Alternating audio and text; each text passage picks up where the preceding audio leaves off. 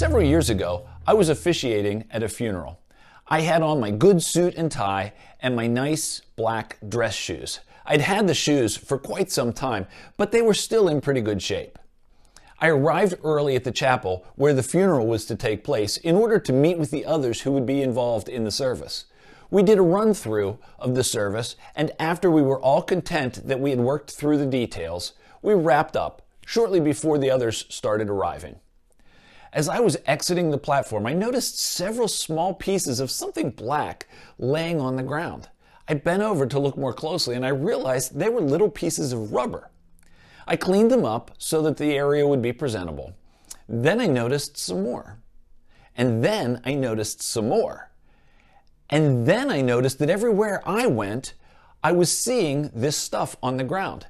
That's when it occurred to me. The black rubber mess was actually from me. The heels of my shoes were falling apart. I was mortified. What was I going to do? I was supposed to be leading a funeral service that was set to start in just a short time. I didn't even have time to go home and change my shoes. I'm not sure exactly what I said to Kristen, but it was something along the lines of, I can't do this. I can't do the funeral. I can't be walking around in shoes that are falling apart.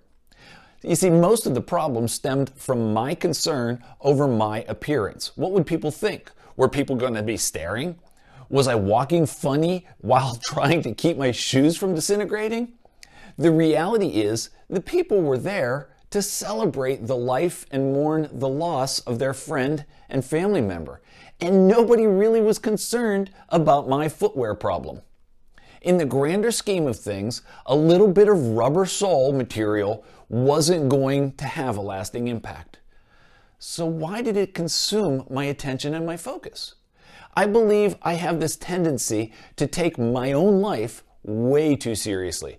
I can look back on the footwear fiasco now and laugh. So why couldn't I let it be one of those things that lighten the mood back then?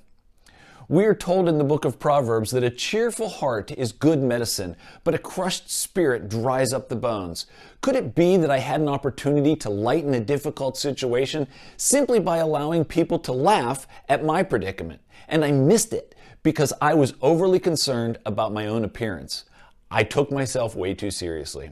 I'm starting to realize that I would enjoy life more if I took myself less seriously.